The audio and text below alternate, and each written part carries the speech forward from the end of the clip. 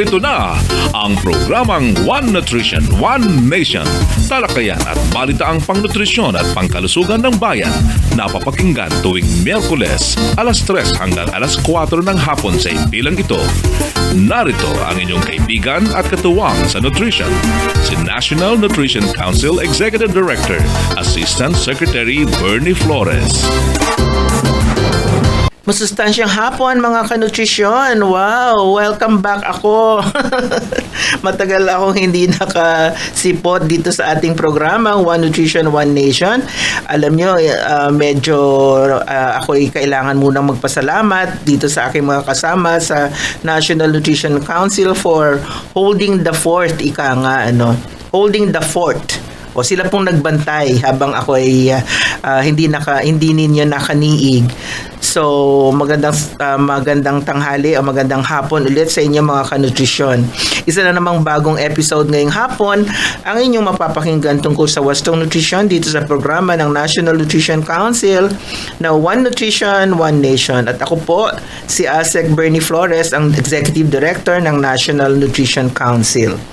Mga kanutrisyon, pag-usapan natin ang naging highlights ng katatapos lamang na 9th National Conference ng Nutriskwela Community Radio Network Program. Aalamin natin ang mga magagandang practice na na-share ng mga Nutriskwela station para pati na rin ang mga napagkasunduan sa conference. At syempre, sasalubungin din ni One Nutrition Reporter at Recipe Queen Malu ang ating bagong taon na dala ang magandang balita at masustansyang recipe ngayong hapon. Kaya mga kanutrisyon, dyan lamang kayo. Sit back and relax at magbabalik ang One Nutrition, One Nation. Narito po si Mang Moy! Ang Commandment number 1, kumain ng iba't ibang pagkain para sa iba't ibang sustansya. Pagkain nagbibigay ng enerhiya, may protina, may vitamina at mineral. Sundin ang 10 Commandments para sa sigla at lakas ng buhay. Paalala ng National Nutrition Council ng DOH. One Nutrition, One Nation. Nagbabalik ang One Nutrition, One Nation at ang tanong ko, ano ang good news mo para sa amin ngayong hapon? One Nutrition Reporter Malu. Magandang hapon, ASEC Bernie. Magandang hapon. Yes. Kamakailan ay nilagdaan ni Pangulong Rodrigo Duterte ang Republic Act number 11148 o ang Kalusugan at Nutrisyon ng Magnanay Act na naglalayong maglaan ng komprehensibo at sustainable na estratehiyang multi-sectoral na tutugon sa mga problemang pangkalusugan at nutrisyon sa mga sanggol, bata, buntis at nagpapasusong ina at maging sa mga babaeng nasa reproductive age. Kasama rin sa tutugunan ng batas na ito ang iba pang mga issue na negatibong nakaapekto sa mga sanggol at mga ina.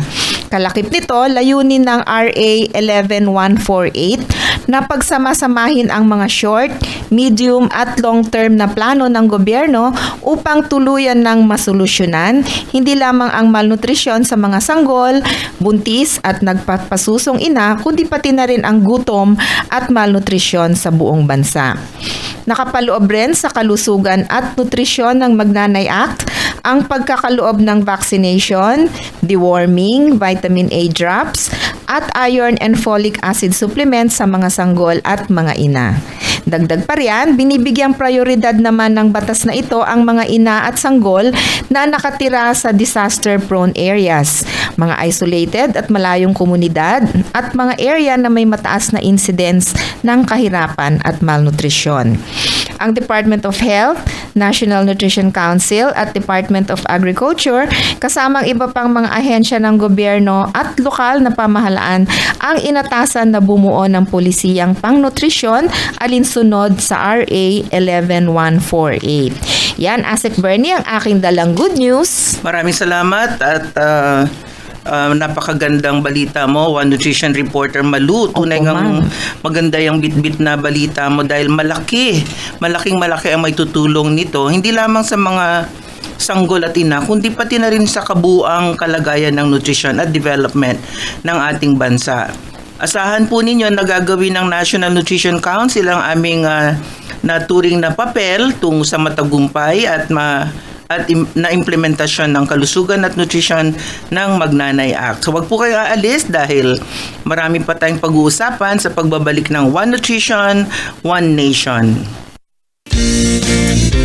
Magnay natutuwa pagdating ng Nutriskwela, kagabay sa solusyon ng gutom at malnutrisyon. Tayo na, pakinggan natin. Nutriskwela, Nutriskwela, komunidad nagsama-sama. Nutriskwela, Nutriskwela, munting tinig, ngayon'y naririnig. Mula Batanes hanggang Tawi-Tawi, bukang bibig, Nutriskwela.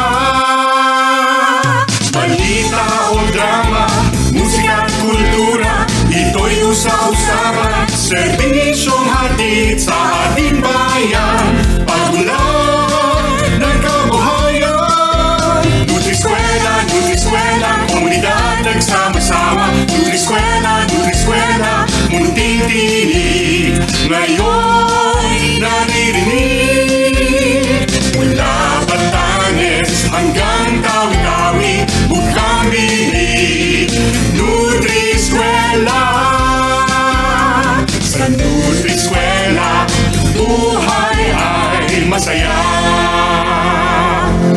One Nutrition, One Nation. Okay, welcome back sa One Nutrition, One Nation, mga kanutrisyon.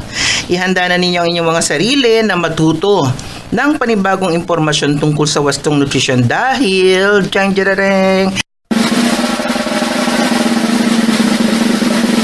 technical segment na, mga kanutrisyon. Kagaya nga ng nabanggit ko kanina, maganda na pag-usapan natin ang Nutriskwela Community Radio Network Program. Lalong-lalo na dahil, wow, hindi natin namamalayan, naka-10 taon na ang programang ito. Alam niyo bang nagsimula ito noong 2008 pa? So talagang bilog na bilog, 10 years old. Alamin natin ang highlights ng programa at pati ang kagaganap na 9th National Conference dito lamang January 15 to 17 sa Iloilo City. Kasama ko ngayon ang program manager ng Nutriskwela Community Radio Network Program. Walang iba po kundi si Miss Jovi Raval, ang Chief ng Nutrition Information and Education Division ng National Nutrition Council. Isang masustansyang hapon, Jovi, at welcome sa One Nutrition, One Nation. Magandang hapon, Asik Bernie, and then magandang hapon din po sa lahat ng ating mga One Nutrition, One Nation followers. Usually, humahalili ako sa inyo. So, ngayon, ako naman yung RP. Interview din. Oo. Oo, at napakagandang timing din kasi sabi ko nga kanina, katatapos lang ng ating 9th National Conference ng Nutriskwela Community Radio Network Program. So, bago ang lahat, Jovi, ikwento mo nga kung ano ba itong Nutriskwela Community Radio Network Program ng National Nutrition Council. Opo. Now, I have to give credit po muna kay Asik Bernie kasi siya po ang nakapag-isip at nagsimula nitong ating Nutriskwela Community Radio Network Program. Ito po yung programa ng National Nutrition Council na nagtatatag po ng mga community radio stations sa iba't ibang lugar po dito sa ating bansa para po makapagbigay ng tama na impormasyon at napapanahong impormasyon po tungkol sa nutrisyon, sa kalusugan at iba pa pong mga impormasyon para po sa ikagaganda, kabubuti din po ng mga komunidad. Okay. Opo. So, radio network program na po siya kasi po hindi lang iisa. Oo, at ang NNC lamang po kasi ang ginawaran ng National Telecommunications Commission na magkaroon ng network ng mga community radio stations. Oo, nabanggit mo, Miss Jovi, na ang layunin niya ay para iparating sa mga nakikinig, lalo na dun sa mga komunidad. Siguro naman hindi naman ito sa Manila, ano? Paano ba pinipili itong mga estasyon at ano talaga yung layunin niya? Bakit ba naisip ni Ma'am Bernie yun? Naku, kayong sasagot. Pero ano ba? Talagang pinipili ng NNC yung mga lugar kung saan ilalagay ito. So, pinipili talaga base dun sa gaano kalaki o kalawak yung problema ng malnutrition. So, kailangan po may mataas po yung prevalence ng either ng mga batang kulang sa timbang o yung mataas po yung stunting. Kinakailangan din yung lugar ay hindi naabot or wala ring mga commercial radio station. At saka kailangan po nakakapasa sila sa technical evaluation ng National Telecommunications Commission. Ito po yung ahensya ng pamahalaan na nagre-regulate ng radio broadcast, no. Kaya po kailangan makapasa doon para may silang mag-a-assign ng radio frequency. At saka po syempre, yung lugar, may kapartner ang NNC dyan, either po yung lokal na pamahalaan o yung state university or college. So, kailangan po willing sila na meron din pong counterpart. Okay, dun muna tayo sa NTC. Sabi mo, regulatory organization or agency ng Pilipinas ang National Telecommunications Commission. So, ang ibig sabihin, yung ating mga Nutriskwela community radio stations ay lisensyado or meron ng permit to operate. Oo. So, hindi siya mga parang bandido na yung patay sindi. Siyempre po. Oo naman. Yun nga yung sinabi ko.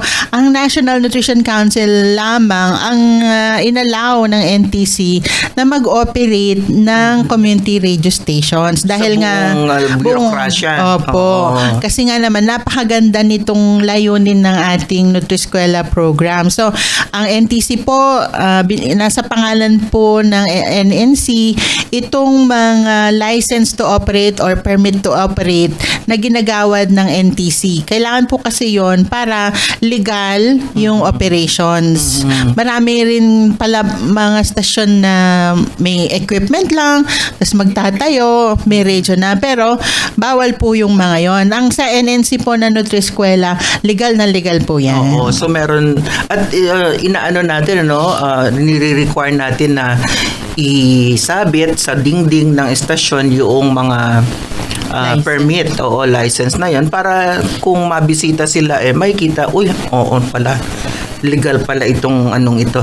So nabanggit mo rin kanina na tayo ay nakikipag-ugnayan sa kung hindi pamahalang lokal ay yung state college or university na nag-ooperate dun sa lugar na nilagyan natin ng Nutriskwela station at nagiging partner natin. Ano naman yung in-expect natin na ibibigay sa programa? Anong mga suporta ito, Ms. Jovi? Kailangan po talaga ng suporta ng partner, no? So, either LGU or SUC. Una muna, kailangan syempre nung lugar kung saan ilalagay yung radio station. So, saka sila po yung mag-a-assign ng isang lugar kung saan ilalagay yung studio plus sa kanila yung antena and then yung tao din. Halimbawa, kung sa LGU, yung mga organic din, yung mga department head or yung iba kumukuha ng mga contractual na staff, ganun din yung sa SUC. And then sila po yung nag-manage ng station, yung pang-araw-araw na pag-manage ng station, pati kuryente, yung naka-internet sila.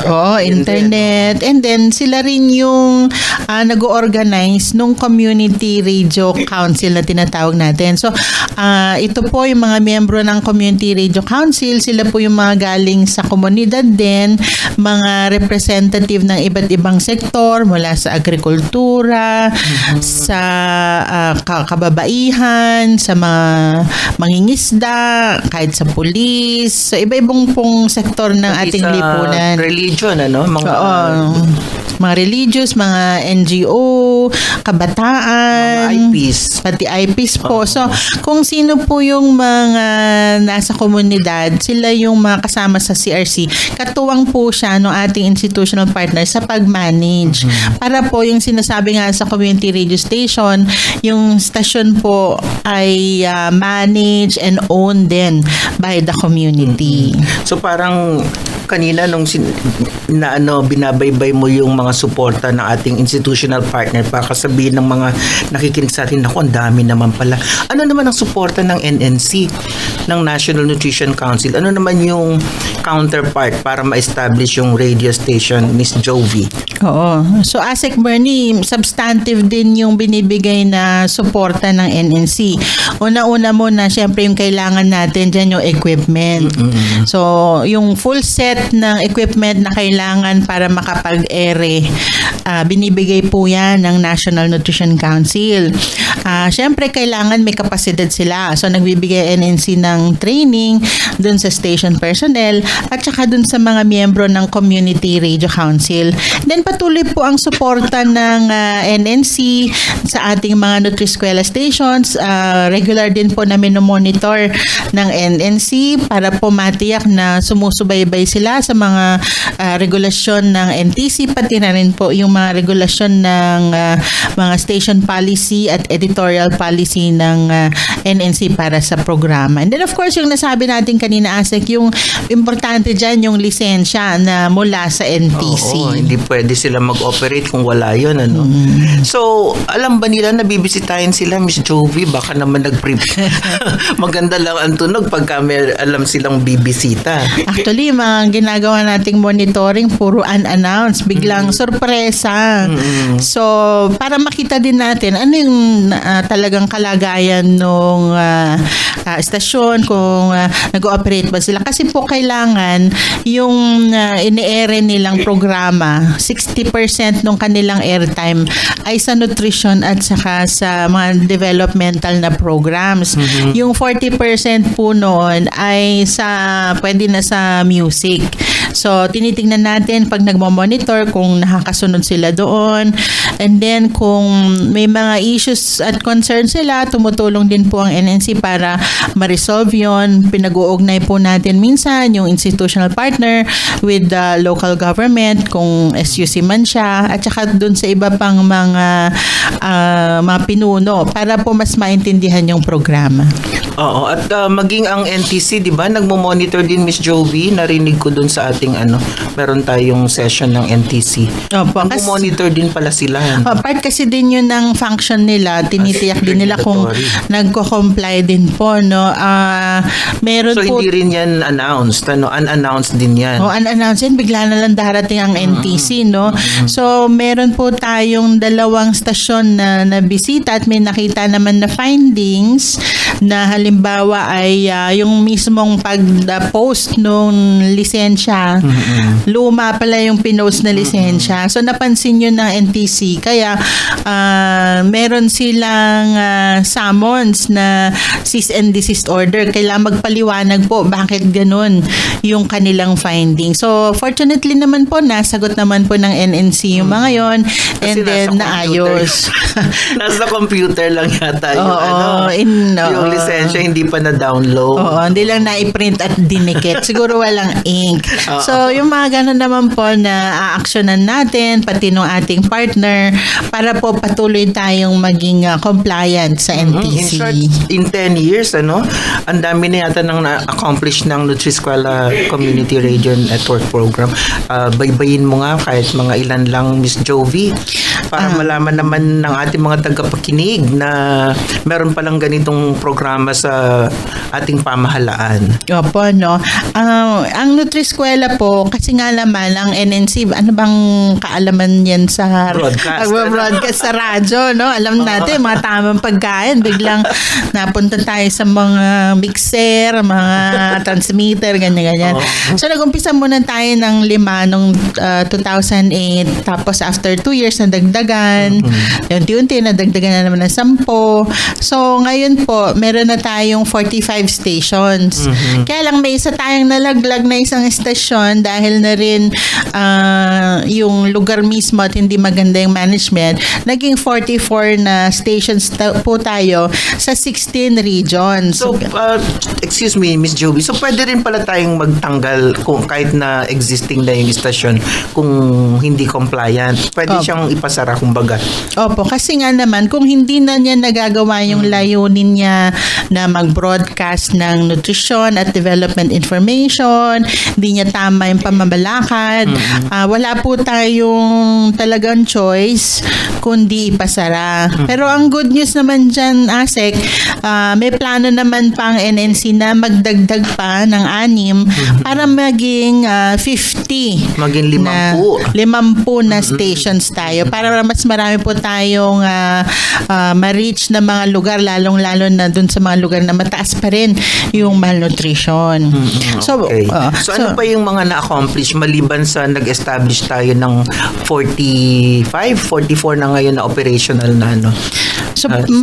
malalaman po natin yung accomplishment ng ating stations kasi nung nakaranding conference, present po yung datos tungkol sa malnutrition. Okay. So, nakita po natin yung trends kung pababa ba pataas. So, halos po lahat ng mga lugar ay meron tayo. bumaba yung prevalence ng malnutrition. Pero hindi naman po natin sinasabi na dahil may Nutriskwela station doon. Or yun lang ang dahilan. Yes, hindi so natin sinasabi. So malamang po may malaki din na tulong na naibigay yung ating Nutriskwela radio stations para mapababa yung problema ng malnutrition sa kanilang mga lugar.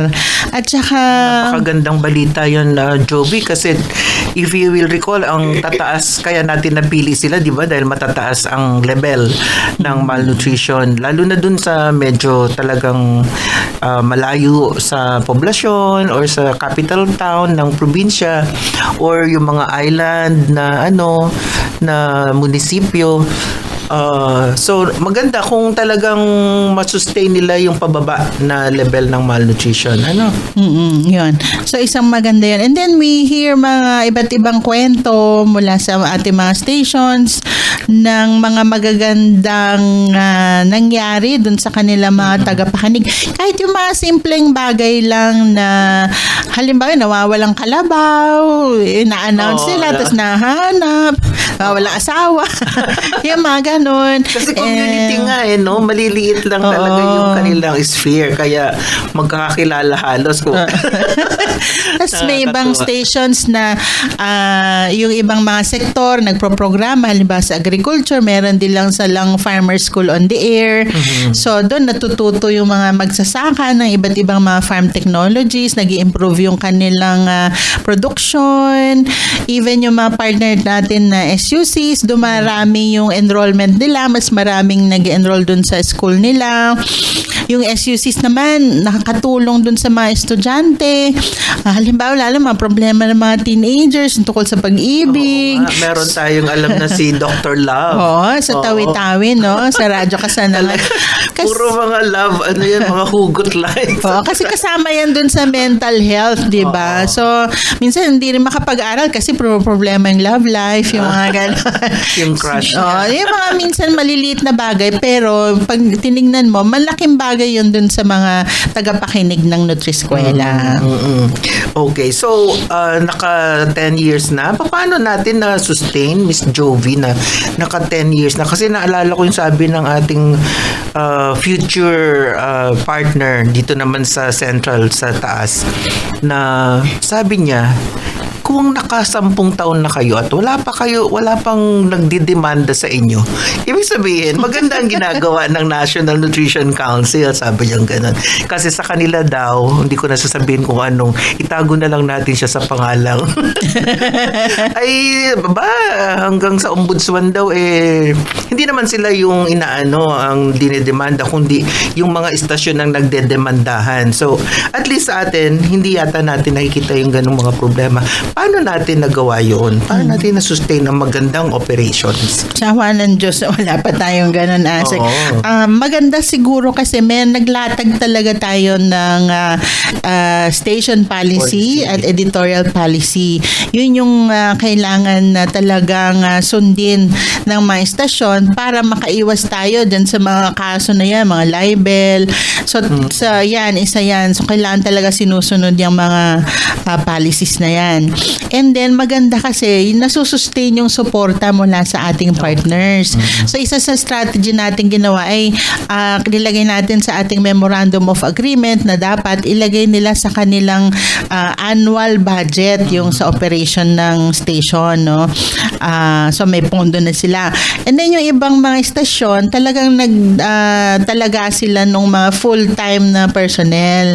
Talaga at least may 4, may 3, yung iba 7. So sinusuportahan na lang. 26. Yes, Oo, isang diba? talagang Ang galing-galing.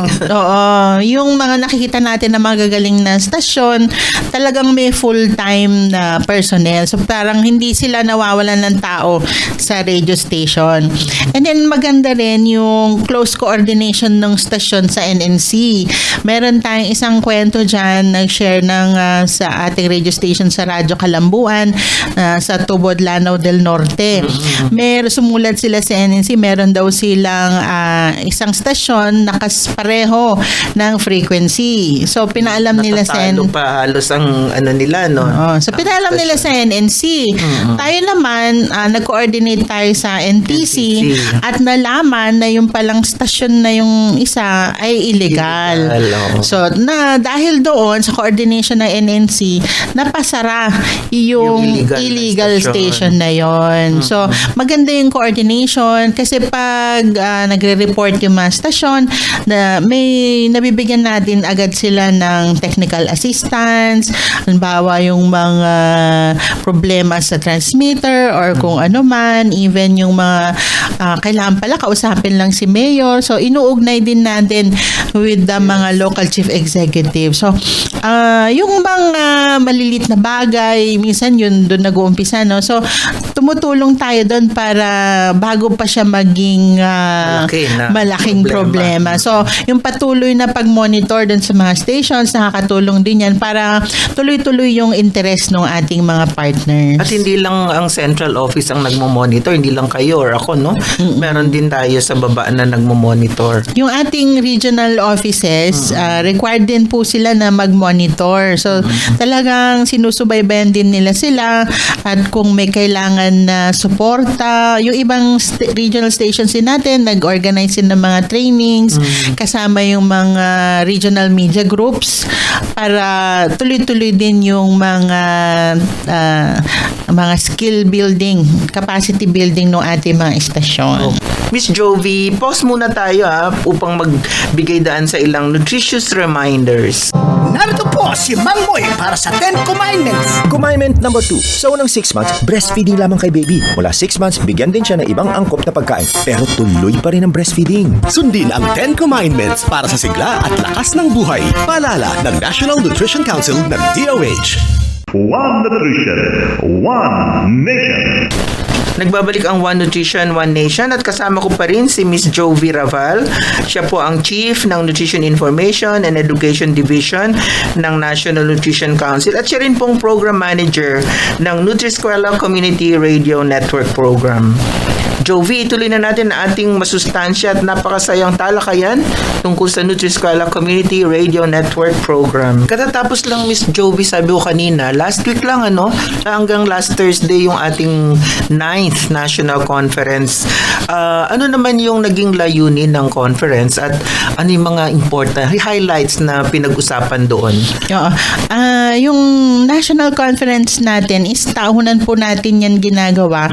Una-una muna para ma-update natin yung mga radio stations, ano na ba ang bago una sa nutrition program, mga bago sa community radio broadcasting.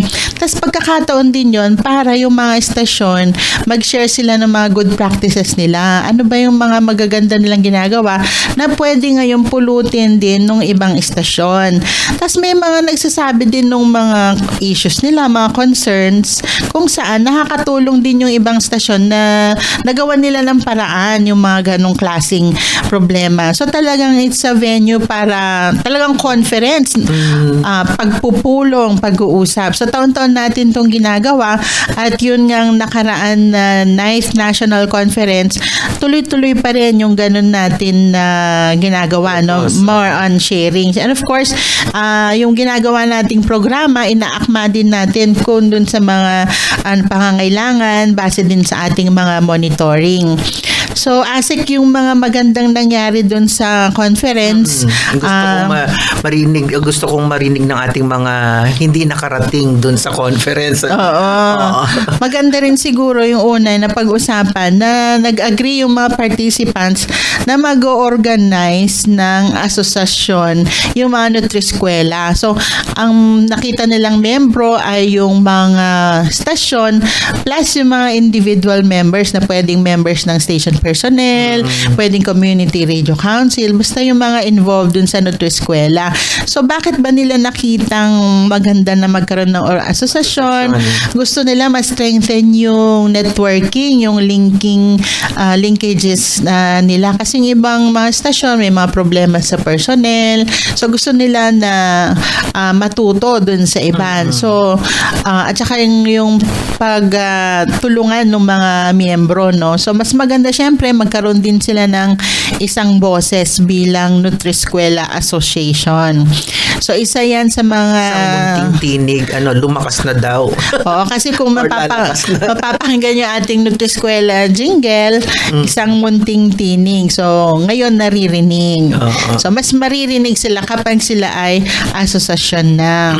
And then, isang maganda rin na nangyari dun sa conference, inimbitahan natin yung sa Philippine Broadcasting Service na siya naman yung in charge dun sa mga network ng radio stations ng pamahalaan. In fact, yung Director General mismo ng Philippine Broadcasting Service ang dumalo si Mr. ang ganda pa ng pangalan niya Rizal Giovanni Aportadera Jr. or Bong. So actually tuwan-tuwa siya, no? Kasi tuwan-tuwa siya kasi nga actually mas malaki pa ang Nutriskwela kasi 44 stations samantalang network ng PBS parang nabilang ko ata 32, 33, ganon. So, mas malaki pa actually ang Nutriskwela. Although, kapag naman naging affiliate ang Nutriskwela sa PBS, mas mayroong mga makukuhang mga news, mga iba pang impormasyon directly mismo sa pamahalaan. So, mas magiging makabuluhan yung programming ng Nutriskwela dahil mas napapaalam yung mga polisiya at proyekto ng pamahalaan sa ating mga kababayan. So, tutuloy natin yon ng pag-affiliation ng Nutriskwela sa Philippine Broadcasting Service. Miss Jovi? Kasi agree naman po yung ating mga members ng Nutriskwela na nakita nila yung kagandahan na maging member din ng PBS. And then of course, isa pa yung magandang napag-usapan na isa sa mga topics yung live streaming. Okay. Kasi nga may mailan na tayong stasyon na nagle-live stream. Kasi nga ngayon mga tao more on sa internet. So para ma-reach din natin, magiging worldwide yung audience nung ating mga stations kung sila ay naka-live stream. And then isa pang maganda na mayroon din tayong resource person tungkol na nag-discuss yung mismo talaga na taga COMELEC. Pinag-usapan niya ba yung political broadcast. Director ng COMELEC yan for Region 6, no? Yes. Yung political broadcast during election campaign. Ayun. Si attorney po Tomas Valerang, ang Assistant Regional Director ng COMELEC Region 6, no? So, shinare po niya yung mga pwede at hindi pwede na gawin sa radyo. So, hindi pwede humangampanya yung mga Nutriskwela na nag-broadcasters. At kung bibigyan, iimbitahan po ang isa, kailangan po, imbitahan din po yung kalaban. At saka during COMELEC hour lang. Oo. pantay dapat po. Hindi rin ho pwedeng tumanggap ng mga paid na advertisements mula sa mga candidates, no? So may mga ganun pong mga ibinalangkas na mga gabay para hindi po lumabag ang ating mga Nutriskwela stations dun sa election na Omnibus Election Code. At isa pang maganda, yung nag-visit ang Nutriskwela dun sa Sibalom Antique na nandoon yung Radyo Kaabyanan. Yung Radyo Kaabyanan po, natatag lang po siya noong September 2017. And gusto ng NNC na ipakita. Parang last quarter lang, di ba? Ng November yata siya. September. September. So gusto kasi natin ipakita na after 1 year pa lang na nabuo siya, ang laki nung kanilang improvement. Para na rin silang mga professional na actually, ang ganda ng kanilang studio, ang ganda nung management. Yung equipment nila, maganda rin. In addition dun sa binigay natin na radio equipment, no, di ba? Oo. So, pa yung mga natin mga microphone. Sure, ang kanilang microphone. So, nagla-live stream din sila sa Facebook. So, and then, ang maganda din doon, yung mga iba-ibang departments, may nilagay silang mga tao din. So, ang ganda nung staff complement nung Radio Station Council. Tas magaling din yung station manager nila. So, napakaganda nung pakikipagtulungan ng iba't ibang miyembro ng station personnel at community radio council. No, kaya naman napaka-smooth nung kanilang operation. So, ang ganda na ng studio. Ang na-notice ko, meron silang technical booth. Tapos meron sila nung broadcast studio. Tapos meron silang production, meron hiwa-hiwala yung mga aspeto ng broadcast production. Kaya iba-iba rin yung taong responsible for the elements. Kaya maganda na Kaya yung nung nakita ng mga ibang station na personnel galing sa ibang stasyon, nainggit po sila kasi napakaganda. Shock to the bones. Yung mga nga daw sila kasi yung iba mas matagal na, hindi pa sila makaabot doon sa kalingkingan nitong si Radyo Kaabyanan. So kudos kami doon sa congratulate natin ng Radyo Kaabyanan. Nagpapasalamat din tayo doon sa kanilang hospitality. Sayang wala doon si Mayor Osenia na hindi natin na-meet kasi noong umpisa ayaw niya kasi magastos daw, pero nung nakita niya na ay kaya pala, sige go, kaya tuloy meron na dyan. And very appreciative din yung si Balong sa pagbisita. So parang ngayon lang sila nakita ng 2 tourist bus, isang coaster at isang van sumugod sa kanilang merkado.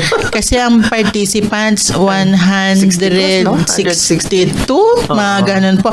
So ma-imagine po nyo, lahat yan sa Sibalom. Pumasok sa isang maliit na studio, parang ilang batches po kami. Oo, yun. Tapos may pamerienda pag doon kami naghintay sa may merienda. Ang huling istasyon, yung merienda corner.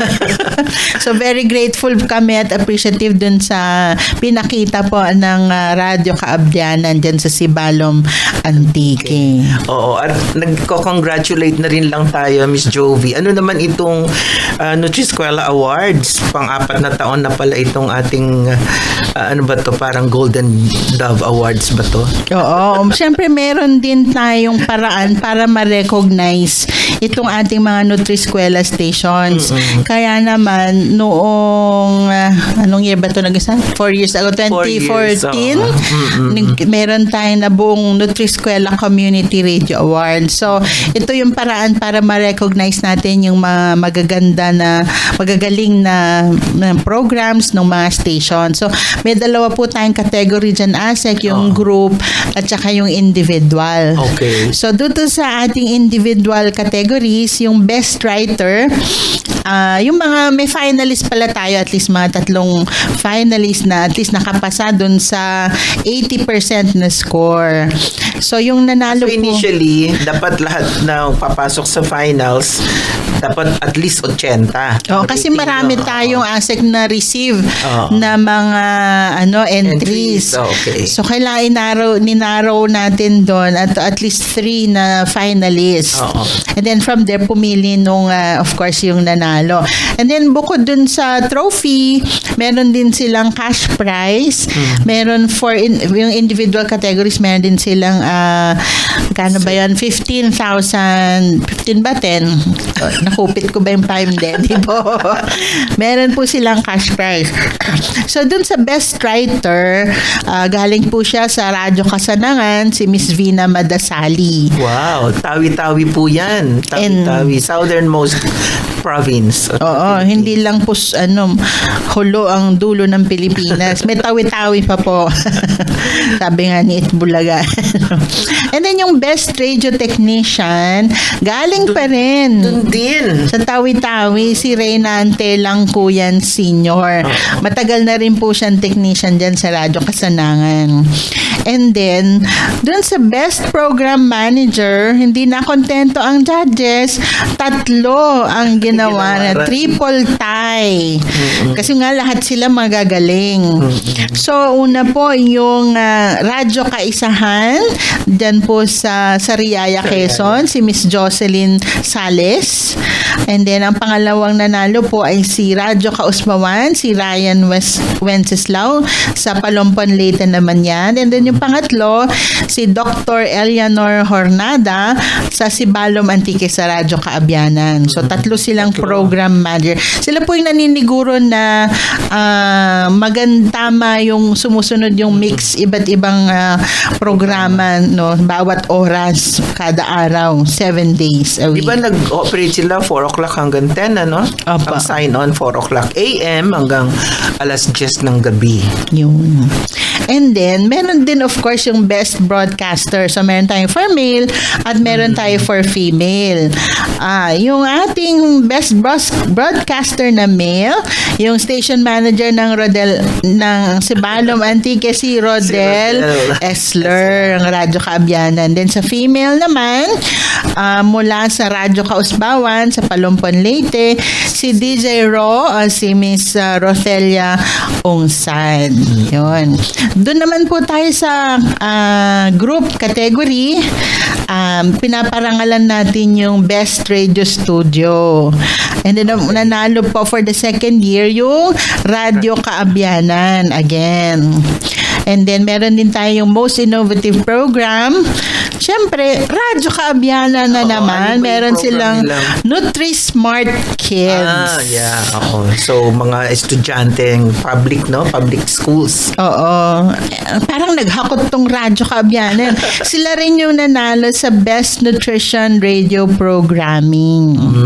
Pero balik tayo sa... Ang ganda rin, kasi nakita ko yung kanilang programming. Meron pa sila nung mga harana, yung mga old songs na local na kinaraya ang salita nila doon. Tapos, basta gabi yata yun, basta meron silang mga local talents na pinifeature nila yung mga old Visayan and Antiqueño na mga kanta. Oo, kasi pinopromote din natin yung mga local culture para alam ng mga kabataan, no? Ano yung mga sinauna din na kultura. Ano yung babalikan natin, Jovi? Yes, balik naman tayo sa Luzon. Yung nanalo ng Best Nutrition Radio Program, ang Radyo Kailian sa Santa Maria, Ilocos Sur. Yung programa ni Dr. Glo Tuson, yung Oras de Nutrition. Si Dr. Gloria, sa umaga, Gloria pangalan niya. Sa gabi, Ria. Iba naman daw. Hello, Doc Glo. And then, again, we have a triple tie for Best Production Values. Ito po yung mga dinadagdag na mga sound effects dun sa programs, no? Para mas interesting mapakinggan. So, ang nanalo po dyan, 3, Radyo Kaisahan sa Sariaya for their road safety plug. Ang Radyo Karuba sa Burgos, Ilocos Norte, yung usapang Huerpa. At ang Radyo Komunidad, Isabela City, yung weekly hit chart. Sa Isabela City, Basilan po yun hindi Isabela sa norte. Basilan province po ito. And Tapos meron pa tayong award for Best Original Nutrition Plug. It went to Radyo Kaabyanan again. Meron silang ginawang About Commandment number 1. Then, nire-recognize din natin yung most active in social media and internet. Yes. Guess sinong nanalo? Kaabyanan na naman. Oo, kasi the whole time na naka-air sila, naka-ano po sila live. Live stream. And then, best sectoral program, Radyo Kaabyanan na naman for their Kumare Kumpare. Talagang naghakot. Meron silang 8 awards na napanalunan all in all. And then, meron din tayong best special coverage of community event. Radyo Katabang ng Vinsons Camarines Norte. Kinover nila yung kanilang 108th Vinsons Birthday Street Dancing Competition. Yun. Proud na proud po sila dyan. Kasi bago din lang nanalo pa, no? And then we have 2 more awards. Yung first, yung most supportive partner for the 3rd time na ata, Radyo Kasanangan sa Bonggao, Tawi-Tawi. And the pinaka award, yung best radio station. Ang cash prize naman niya is 50,000 pesos. Wow. No? And hindi lang yata ito first time na nanalo ang ang pangatlong beses nanalo. So, ito nanalo sila ang Radyo Kailian ng Santa Maria, Ilocos Sur. Okay. Yan. So, best radio station. So, yan, Asik Bernie, yung mga ginawaran natin noong nakaraang 4th Nutriskwela Award. Kalimutan mong banggitin, meron din tayo ng fellowship. Ay. Mukhang enjoy din ang ating yung mga nagstay for the fellowship. Oo, yung iba kasi nagsuroy na masyal. Pero, tuwan-tuwa tayo kasi yung ating mga MC, napakagaling. Meron silang ginawang Miss Q&A Nutriskwela Edition. So, meron pa silang I Believe. May mga question din. Sino daw ang nagtatag ng NNs ng Nutriskwela? So, I believe it has an N. I believe it has another N. And I believe there's a C. C. National Nutrition Commission. Nge. Mali. Sayang. Council po, hindi kami commission. Okay, so anong inaasahan natin sa kanila after this very good, successful conference, Miss Jovi? Anong inaasahan natin dun sa mga stations? Una muna, kailangan po nilang mag-feedback dun sa kanilang partners, yung mga kay Mayor or mga SUC President. Oo. Kasi kailangan po yung... Teka muna, ma'am. Ay. Banggitin naman natin, acknowledge natin sino yung institutional partner na nag-attend. Yes. Full time. So, masaya tayo at nakarating ang Mayor ng Claveria, si Mayor Celia Layus.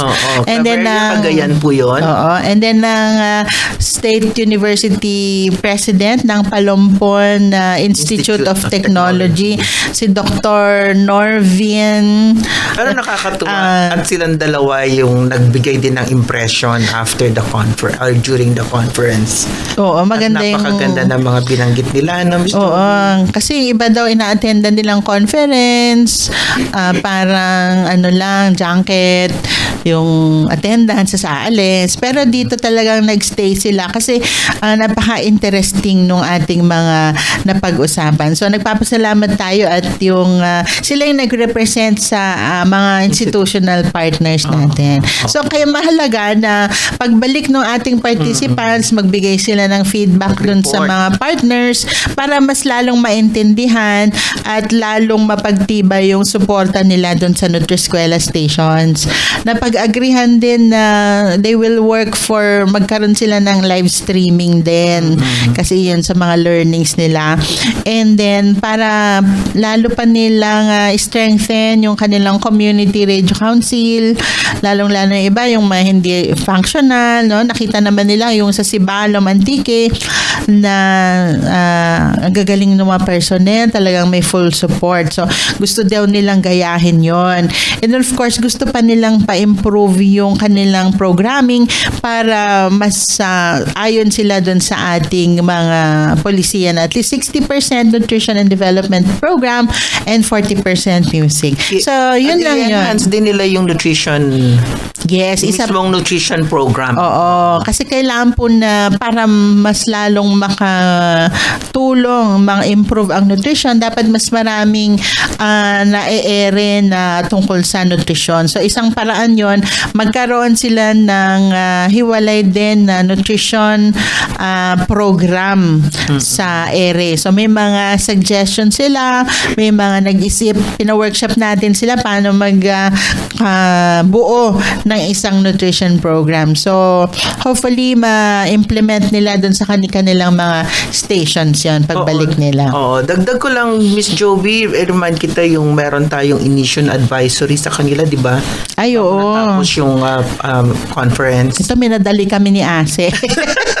Gusto ko bago sila umalis, bibigay na. Hindi gano'n. Yun pong meron kasing Nutriskwela advisory doon nga po sa 2016 political broadcast na issue ng NNC noong 2016 para gabayan sila ng broadcast kapag nga panahon ng eleksyon.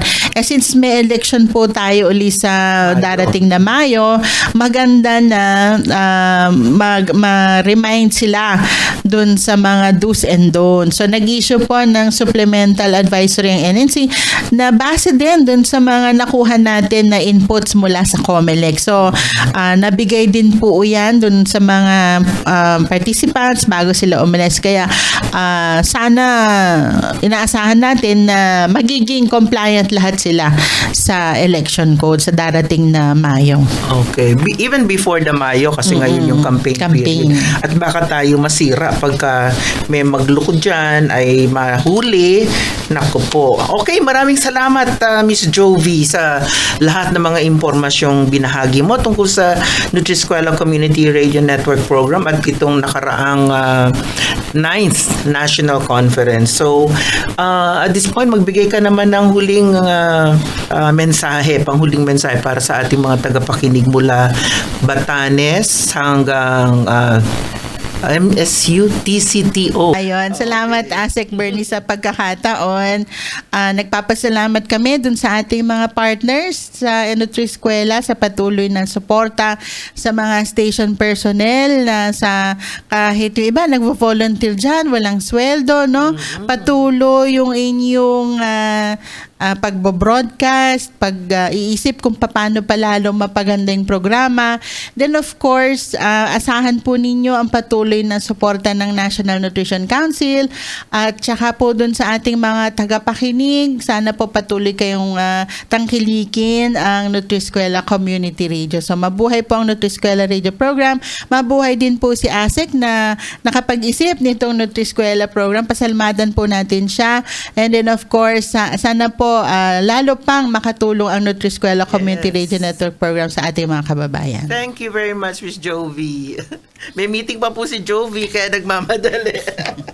Okay, inyong napakinggan ang aking panayam kay Miss Jovi, ang Chief ng Nutrition Information and Education Division ng National Nutrition Council at siya rin pong binigyan ng trabaho bilang Program Manager nitong Nutriskwela Community Radio Network Program. Diyan lamang po kayo at magbabalik ang One Nutrition, One Nation. Para sa 10 Commandments, take it away, Mangoy! Commandment number 3. Kumain ng gulay at prutas araw-araw. Pampalakas ng resistensya at pampahaba ng buhay. Sundin ang 10 Commandments para sa sigla at lakas ng buhay. Paalala ng National Nutrition Council ng DOH. One Nutrition, One Nation. Welcome back sa One Nutrition, One Nation. At ang ito na yung lagi ko naman Alam niyo naman, di ba may hugot ako dito Mega. sa May kamot pa sa ulo eh. ito na nga lagi ko, hugot line ko dito talaga eh. Neo, The moment we've all been waiting for. Ilang taon na ba? Naku, kung nakikita nyo lang si Asek magkamot ng ulo, pati ako napapakamot ng ulo. Recipe of the week na. Ano ang hinanda mo para sa amin ngayong hapon? Recipe Queen Malu. Isang masustansyang recipe ang sasalubong sa atin ngayong bagong taon, Asek Bernie. Huwag kang mag-alala, darating tayo dyan. Bago. Kakanta na lang ako. Kaya mga kanutrisyon, makinig na mabuti at sabay-sabay nating ihanda ang ginataang kalabasa at saluyot. O gusto mo niyan, ma'am? Yan ang lutuin ko. Oo, Sige. basta ginataan, masarap yun eh. Sige. So, ito po ating mga sangkap na kakailanganin. 1/8 na tasa ng vegetable oil, 1.5 kutsara ng dinikdik na bawang. Siyempre, panggisa, kailangan din natin ng sibuyas, hiniwa sa maliliit na piraso. Siyempre, 1/2 kilo ng kalabasa, hiwain nyo po yan ng pakodrado, cubes. Tapos, 2.5 tasang tubig at 1/3 tasa ng kakang gata. Ito po yung unang piga ng gata. At syempre, 3/4 na tasa ng dahon ng saluyot. Kung gusto nyo, pwede pa 1 tasa para mas maraming gulay. Vitamins. Opo. So, yung paraan ng paggawa, painitin ng mantika sa isang kawali at igisa ang bawang at sibuyas. Ihalo ang kalabasa at ang tubig, hayaang kumulo sa loob ng 5 minuto. Matapos, idagdag ang kakang gata at pakuluin muli sa loob ng 5 minuto. Saka ihalo ang saluyot, takpan at hayaang kumulo sa loob ng 1 minuto. Madaling maluto lang ang saluyot, mami. Timplahan ng iodized salt ayon sa panlasa. Luto na siya! At ang recipe to ay makakagawa ng 5 dulot. Uy, pwedeng-pwede sa buong pamilya. Aba, napakadali kasi parang minuto lang yung kailangan Opo. na 5 minuto, pakatapos igisa, halo, lutuin yung kalabasa at tubig ng 5 minuto. Less than Tapos 10 another minutes. 5 minuto yung kakang gata. Oh. Tapos 1 minuto yung saluyot. Tapos Ilan total na? 9. Plus yung paghiwa-hiwa. 10 minuto lang tapos na recipe para sa buong pamilya. Maraming salamat, Recipe Queen Malu. Mukhang masarap nga yan na perfect ngayong bagong taon. Kasi maraming nagre-resolution New Oo, Year's ma'am. resolution. Healthy diet daw. Okay, biglang bago ng kakainin mula sa mga matataba. Ito na ngayon ang ating recipe na maggulay. Hindi lang masarap at masustansya, matipid pa. Pati sa oras, matipid. Kaya subukan nyo na rin mga kanutrisyon. One Nutrition, One Nation. Mga kanutrisyon, natapos na naman ang isang episode na puno ng kaalaman tungkol sa wastong nutrisyon na hatid ng One Nutrition, One Nation. Isang radio program ng National Nutrition Council. Sana ay patuloy kayong makinig sa ating mga Nutriskwela Community Radio Station. 44 na po yan mga Nutriskwela Community Radio Station at simultaneous po or simulcast na nag-air every 3 o'clock every Wednesday, 3 o'clock p.m. every Wednesday, itong ating One Nutrition, One Nation. Nagpapasalamat ako kay Miss Jovi Raval ng National Nutrition Council sa impormasyong ibinahagi niya sa araw na ito sa ating technical segment. Maraming salamat din kay One Nutrition Reporter at Recipe Queen na si Miss Malu Enteria na maraming nagpa-selfie sa kanya sa ating nakaraang 9th National Conference ng Nutriskwela Community Radio Network Program sa Iloilo. At sa aming production staff na si Miss Ces Santa Ana at Christine Vitasa, maraming salamat din sa inyong dalawa. At syempre maraming salamat sa inyong lahat na patuloy na nakikinig at sumusuporta sa One Nutrition, One Nation. Mga kanutrisyon, nice din namin sanang malaman ang inyong mga komento or suggestion para sa higit na ikagaganda ng ating programa. Kaya text lang po sa 0929-157-7034. Ulitin ko po, 0929-157-7034. Pwede rin kayo bumati sa amin o magpadala ng bati sa inyong mga kamag-anak, sa inyong mga BFF at sa inyong mga mahal sa buhay. Libre at walang bayad, buong Pilipinas pa. At maging updated din sa amin gamit ng social media. Hanapin nyo lang po at i-like sa Facebook ang One Nutrition, One Nation. Pati na rin yung official Facebook page na National Nutrition Council Official. Maaari nyo rin balik-balikan ang ating mga episodes sa Facebook at sa aming YouTube channel. Kaya mag-subscribe na po sa One Nutrition, One Nation. At pwede rin pong i-share para mas marami pong nakikinabang sa ating mga kaalaman na sinishare dito sa ating programang One Nutrition, One Nation. So ipagpatuloy lang po ang pakikinig dito sa One Nutrition, One Nation program dahil gagawin naming masustansya ang inyong Miyerkules. Hanggang sa muli, ito po si Asek Bernie Flores, ang Executive Director 4 ng National Nutrition Council na tuwina ay nagpapaalalang sundin ang 10 Commandments para sa sigla at lakas ng buhay. Inyong napakinggan ang programang One Nutrition, One Nation. Talakayan at balitaang pangnutrisyon at pangkalusugan ng bayan. Makinig muli sa Miyerkules, alas 3 hanggang alas 4 ng hapon. Programang One Nutrition, One Nation.